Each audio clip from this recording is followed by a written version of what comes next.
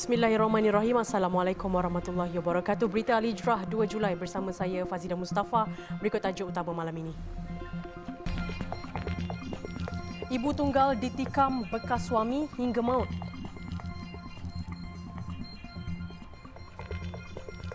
Juga pamer konten mungkar di media sosial, buka aib sendiri.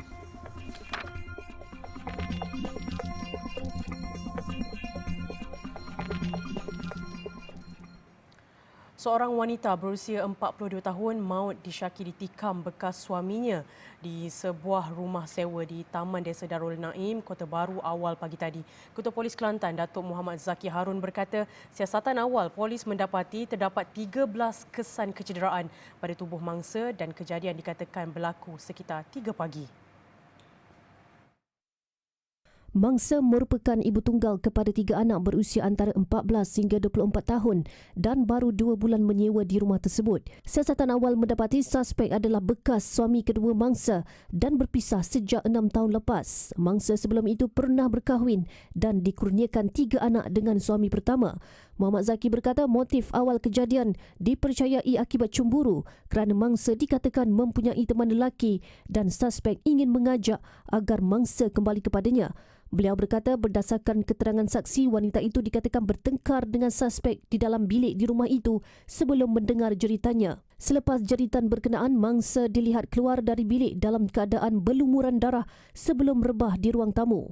Suspek yang berusia 51 tahun kemudian berjaya ditahan tidak jauh dari rumah itu selepas polis menerima laporan daripada anak saudara mangsa yang tinggal bersama. Suspek juga dilapor menikam diri sendiri selepas kejadian dan parah di bahagian perut. Polis merampas satu pisau pemotong sayur yang dipercayai digunakan dalam kejadian itu. Katanya polis akan mendapatkan perintah reman terhadap suspek hari ini bagi membantu siasatan mengikut Seksyen 302 Kanun Kesiksaan kerana membunuh. 2 mangsa jatuh bot di Sungai Kelantan di Kampung Pasir Pekan Hulu, Tumpat petang kemarin ditemukan mati lemas selepas hilang hampir 3 hari. Kedua-dua mangsa itu Amrullah Fitri Afendi 10 tahun dan bapa saudaranya Wan Muhammad Najmi Wan Taib 30 tahun.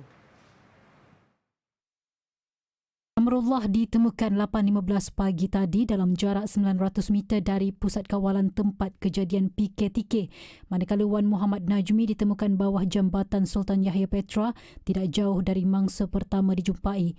Ketua Polis Daerah Tumpat, Asisten Komisioner Amran Dolah dalam kenyataannya berkata jasad kedua-dua mangsa ditemukan terapung di kawasan berkenaan. Mayat kedua-dua mangsa kemudian dihantar ke Hospital Tumpat untuk bedah siasat.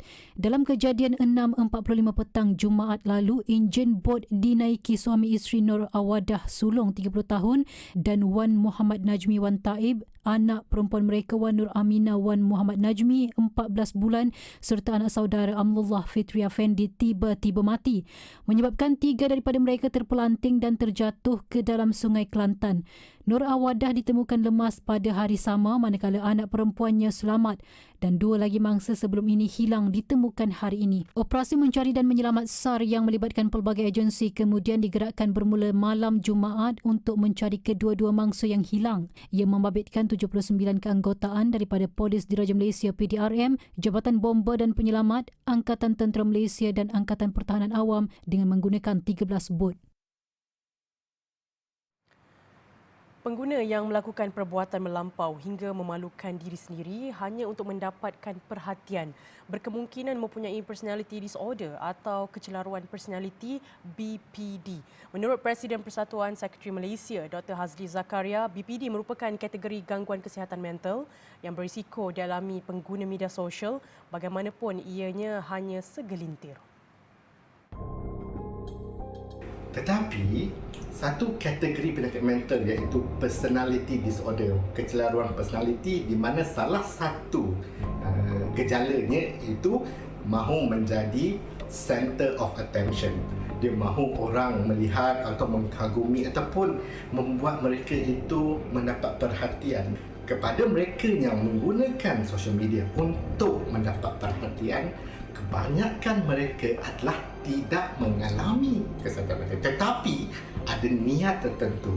Apa saja niat itu, itulah yang membuatkan mereka menggunakan social media kerana mereka tahu social media adalah platform yang terbaik untuk mencapai tujuan.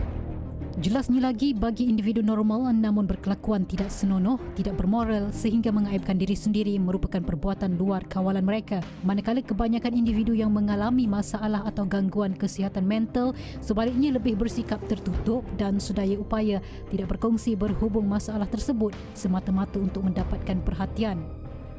Walau apapun, sekiranya mereka itu kita lihat ada ciri-ciri lain yang boleh membuatkan kita fikir ada masalah kesihatan mental, penyakit mental, dapatkan pemeriksaan sebelum kita terus ataupun cepat melabelkan.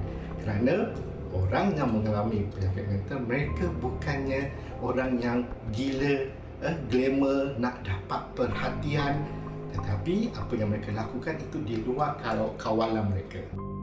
Justru itu, Dr. Hazli Zakaria berpandangan usaha melibatkan pelbagai pihak untuk menghentikan fenomena itu perlu dilakukan sebelum gejala tersebut menjadi trend dan punca masalah sosial di negara ini pada masa akan datang.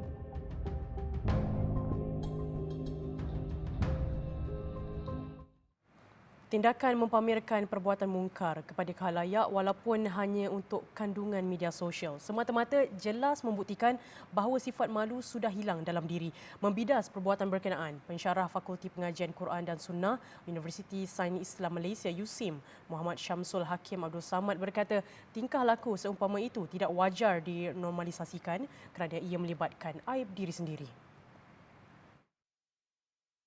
Antara punca masalah ini menimpa umat hari ini ialah hilangnya malu daripada diri manusia.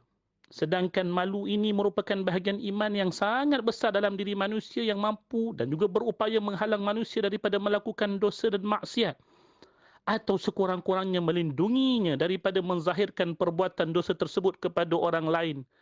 Sedangkan ianya sepatutnya menjadi sesuatu yang sangat-sangat mengaibkan diri dan juga memalukan diri sendiri.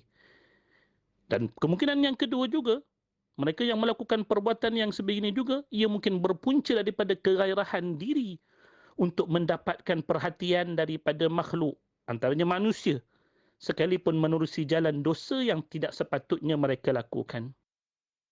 Semalam seorang wanita bertudung merakam dirinya sedang meneguk minuman beralkohol menerusi siaran langsung di aplikasi TikToknya. Tangkap layar siaran langsung wanita itu dirakam pengguna serta tular menerusi media sosial sekaligus mengundang kecaman pelbagai pihak. Mengulas lanjut, Muhammad Syamsul berkata, walau apa jua matlamat serta tujuannya, ia tidak menghalalkan cara. Bahkan jika dalam kesukaran atau tekanan sekalipun, manusia sewajarnya kembali kepada Allah dan bukannya memilih perbuatan mudarat.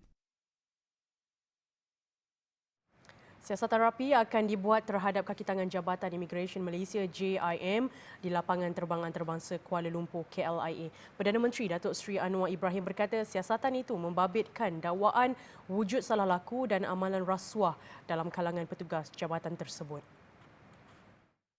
Saya ingin bagi jaminan bahawa siasatan rapi akan dibuat, tetapi umumnya majoriti pekerja-pekerja petugas imigresen berjalan dengan baik. Cuma ada mungkin ada beberapa masalah, kita adakan siasatan untuk perbaiki. Atau kalau ada kesilapan, akan ambil tindakan yang wajar. Beliau berkata demikian kepada media selepas membuat lawatan mengejut di KLIA hari ini. Mengulas lanjut, beliau berkata perbincangan awal berhubung isu berbangkit beberapa hari lalu itu akan dilakukan dalam mesyuarat Jemaah Menteri Rabu ini. Terdahulu, Perdana Menteri berada di KLIA tengah hari tadi bagi menyambut ketibaan Yang di-Pertuan Agong Al-Sultan Abdullah Riayatuddin Al-Mustafa Billah Shah dan Raja Pemaisuri Agong Tunku Azizah Aminah Maimunah Iskandariah yang selamat kembali ke tanah air selepas menunaikan ibadah haji. Pesawat khas membawa Sri Paduka berdua dan delegasi tiba di Kompleks Bunga Raya, lapangan terbang antarabangsa Kuala Lumpur KLIA, Sepang pada jam 1.10 tengah hari. Beberapa hari lalu, tular gambar dan laporan berita yang mendakwa Menteri Pelancongan, Seni dan Budaya Datuk Seri Tiong King Sing campur tangan dalam urusan melepaskan seorang pelancong dari China, namun ia dinafikan ahli Parlimen Bintulu itu. Datuk Seri King Sing sebaliknya mendakwa wujud amalan salah guna kuasa dan rasuah membabitkan sebilangan kaki tangan JIM yang bertugas di pintu masuk utama negara itu sehingga mengundang beberapa kenyataan penafian daripada kesatuan dan kaki tangan yang mewakili agensi berkenaan.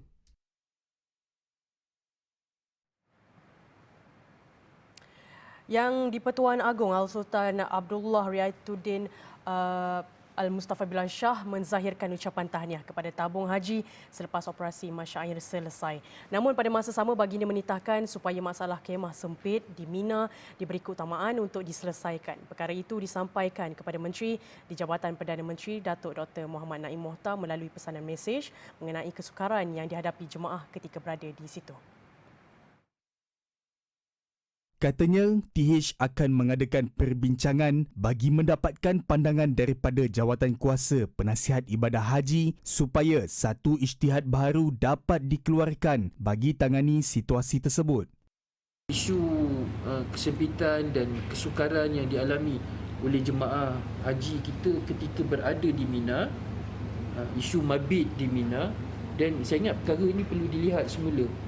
Yang ini yang saya ingat perlu dibincangkan secara teliti dan oleh penasihat-penasihat syariah, dan hasil daripada itu mungkin satu penyelesaian yang terbaik boleh itu. Dan di pihak tabung haji, kalau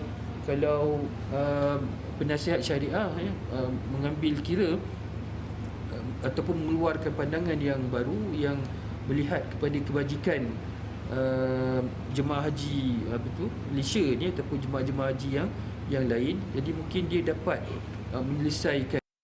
Jawatankuasa itu terdiri daripada 8 ulama dan ahli akademik yang mempunyai kemahiran serta kepakaran dalam pelbagai disiplin dan ilmu Islam. Cadangan itu akan dibawa ke Muzakarah Haji peringkat kebangsaan sebelum dimuktamadkan. Beliau berkata demikian dalam sidang media penutup operasi haji musim 1444 Hijrah semalam. Dalam pada itu, Datuk Dr. Muhammad Naim berkata kawasan di Mina tidak boleh diperluaskan dan sudah ditentukan oleh hukum, dan sebanyak mana jemaah yang akan ditempatkan akan mengakibatkan kawasan kemah menjadi sesak dan sempit. Bagaimanapun, perkara itu akan diperhalusi. Dalam pada itu, Datuk Dr. Muhammad Naim turut menyampaikan rasa terima kasih kepada para jemaah haji yang sentiasa mengekalkan disiplin sepanjang operasi Haji Tanah Suci 1444 Hijrah. 31,600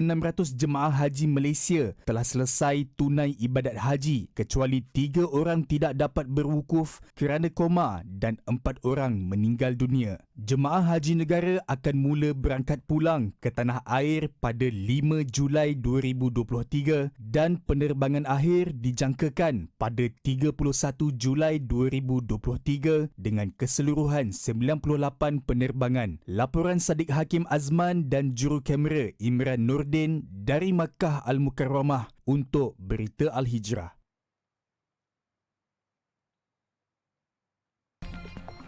Selepas ini, gaji minimum ada yang setuju, ada yang tidak.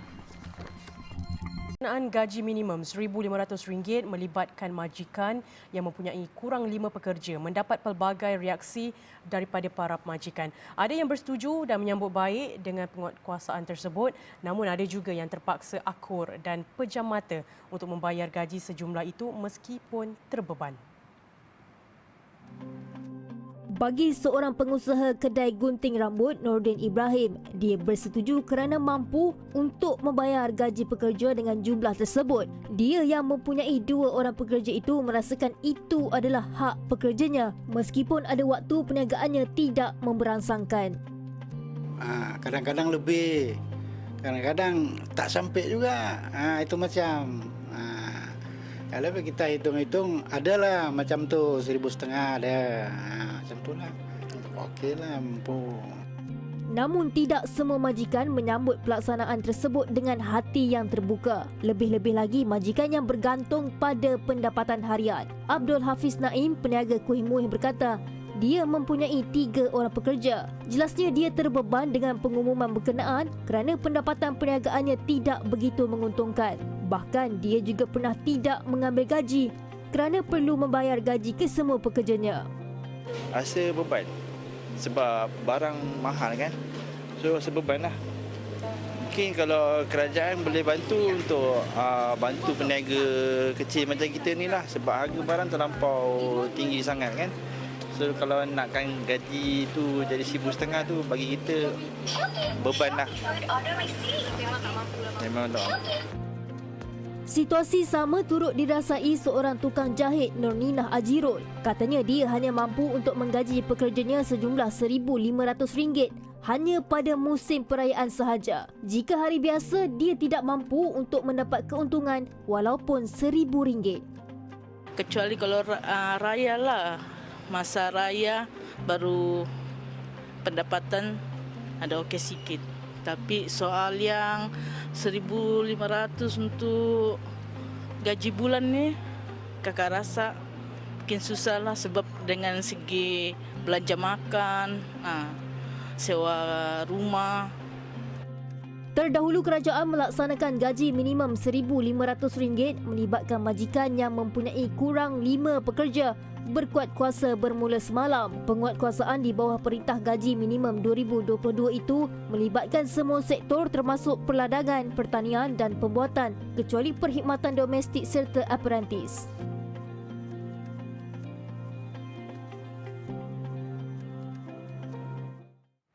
Cuti sempena Aidiladha sudah berakhir dan warga kota sudah mula pulang ke ibu negara secara berperingkat sehingga hari ini. Dan menurut wartawan kami, Abdul Rahman Kunyu, aliran trafik dari semua arah mulai sesak sejak tengah hari tadi.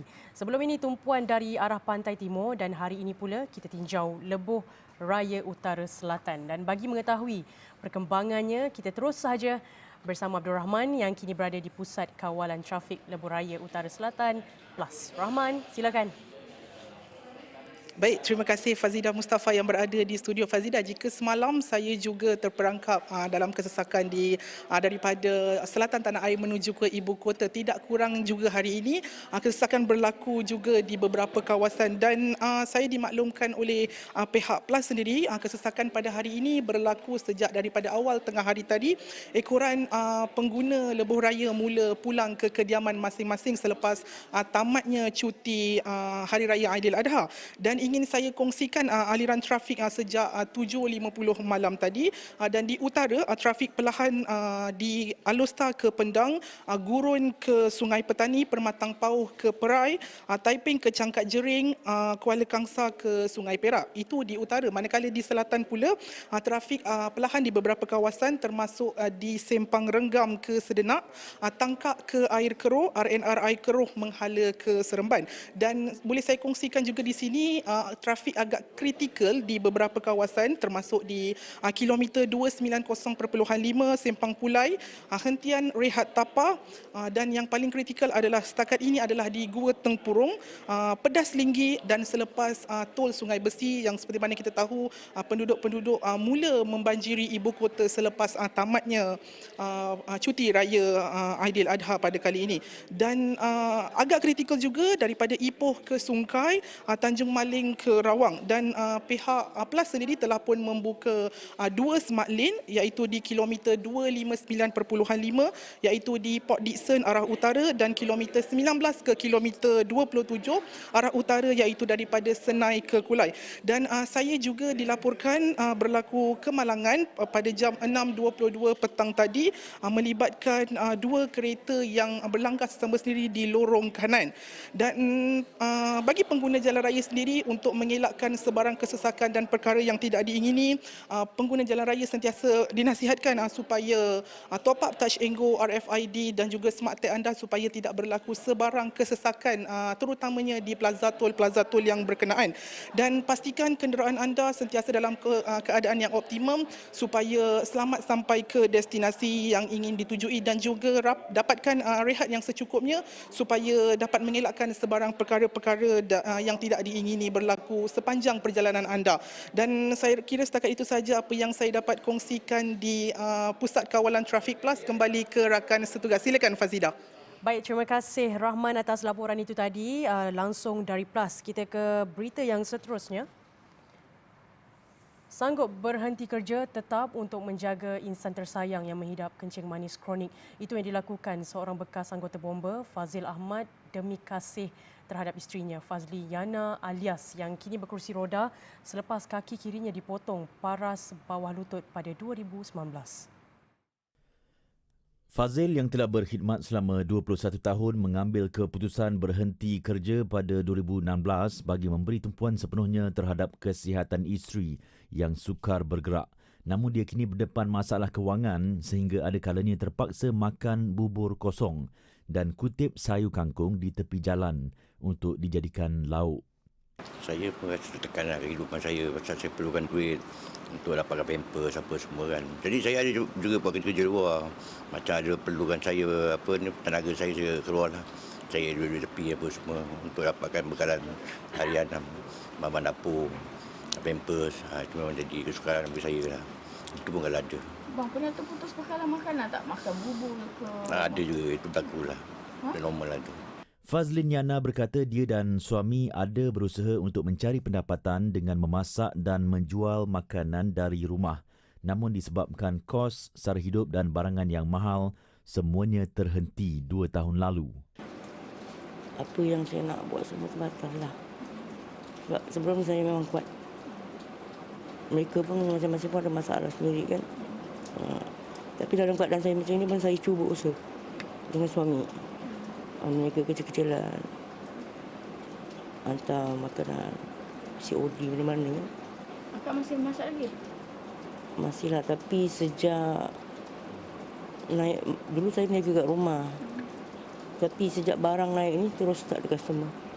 Kini mereka sekeluarga termasuk 2 anaknya hanya bergantung kepada wang bulanan RM300 dari Jabatan Kebajikan Masyarakat JKM. Katanya Jabatan Bomba dan Penyelamat JBPM Johor, keluarga dan jiran tetangga turut menghulurkan bantuan kepadanya sekeluarga yang sedikit sebanyak boleh meringankan beban.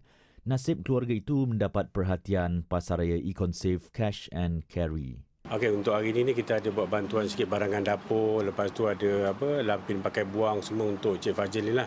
Jadi kita dengar apa perbezaan Cik Fazil ni, memang itulah kita rasa memang patut kita bantulah. Sebab dengar ada satu masa tu Cik Fazil terpaksa beli beras kilo apa tu. Jadi kita dengar agak menyedihkan lah. Jadi kita harap mereka-mereka yang di luar sana tu dapat sama-sama lah kita bantu Cik Fazil ni. Jadi mungkin dapat orang kata membantulah Cik Fazil serba sedikit lah. Selain diabetes kronik, Fazlin Yana juga menghidap darah tinggi dan kolesterol. Orang ramai yang ingin membantu boleh menyalurkan sumbangan menerusi akaun Maybank Fazlin Yana alias iaitu bernombor 1515 9311 8979. Pertubuhan Akademi Al-Bayan tampil dengan misi dan visi memperkasa golongan mu'alaf khususnya melahirkan pendakwah mu'alaf. Ia menerusi pembinaan kompleks pengajian Islam Akademi Al-Bayan yang pertama di Malaysia bertempat di Kampung Peguh, Melaka. Sempena 10 hari terawal bulan Zulhijjah ini, ayuh sama-sama berinfak ke pembangunan Akademi Al-Bayan. Semoga infak ini menjadi saham berpanjangan di akhirat. Papa, kita mau pergi mana? Hari ini ada orang buat korban. Korban? Apa tu? Orang mu'alaf macam kita ni ada bahagian daging yang akan diberikan sumbangan. Ya ke Papa? Amin dah lama tak makan daging. Assalamualaikum, Mang. Waalaikumsalam. Daging korban ada lagi ke? Allah, daging korban dah habis abang. Tadi orang agih-agihkan. Kalau macam tu, tak adalah rezeki kami. Pa, amin lah, Pa.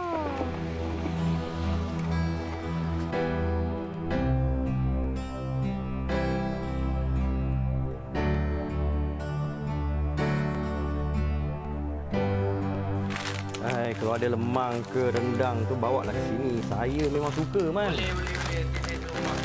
Jangan lupa pula. Kita makan lama. Dek. Kenapa, Papa?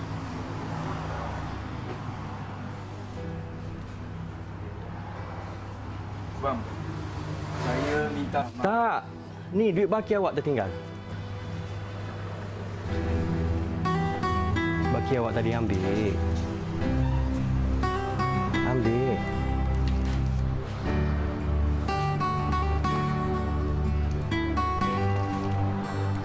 Abang. Abang ni beras tu tinggal ni. Okey bang kan? Ni Pak Li, berapa ringgit dah ni? Bang kan? Saleh? Kat sini punya Bamat. Tadi saya pergi Pondok Abang tadi. Tak ada orang. Ni ada daging tu abang.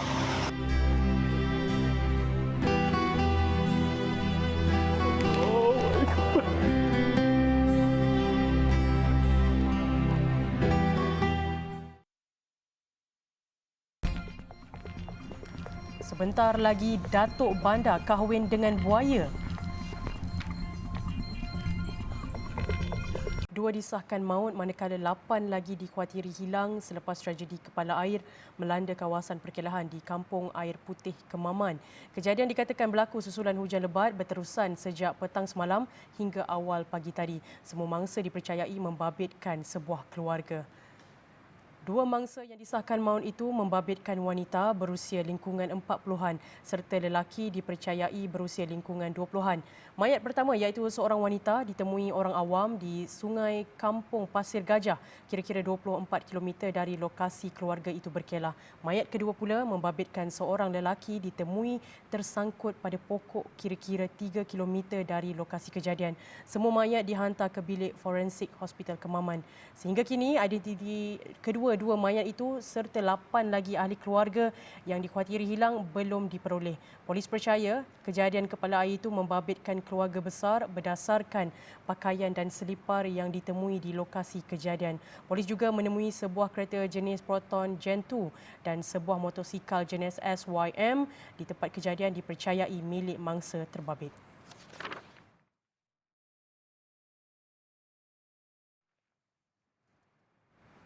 Kita ke laporan antarabangsa. Sekurang-kurangnya 7 maut selepas bangunan 6 tingkat yang sedang dalam pembinaan runtuh di ibu kota Ivory Coast, Abidjan. Runtuhan itu turut mencederakan 9 mangsa. Kesemua mangsa dilaporkan adalah pekerja di tapak pembinaan terbabit. Menurut penjaga yang juga pekerja pembinaan, kejadian berlaku sekitar tengah hari waktu tempatan. Katanya mereka mendengar bunyi retak sebelum bangunan itu mula runtuh. Operasi mencari dan menyelamat mangsa yang lain di bawah timbunan besar konkrit sedang dijalankan oleh pihak berkuasa. Terdahulu 13 maut dalam 2 kejadian bangunan runtuh di Abidjan pada Februari dan Mac tahun lalu. Susulan daripada itu, kerajaan Ivory Coast akan berusaha dalam meningkatkan pematuhan terhadap amalan pembinaan yang lebih selamat.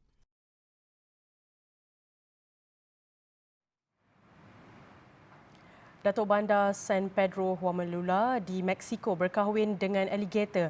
Victor Hugo Sosa berkata dia dan Alicia Adriana saling mencintai. Adriana adalah sejenis caiman yang menjadi penghuni paya di Mexico dan Amerika Tengah. Pada majlis perkahwinan mereka, Sosa memohon nasib baik kepada rakyatnya. Dia bersumpah untuk menepati apa yang dikatakan oleh tradisi tempatan terhadap alligator itu sebagai gadis puteri. Perkahwinan antara lelaki dan caiman betina sudah berlaku di penempatan orang asli itu selama 230 tahun untuk memperingati hari apabila dua kumpulan orang asli berdamai dengan melakukan upacara perkahwinan suci. Namun tempoh perkahwinan antara mereka yang pernah bergelar suami isteri tidak diceritakan.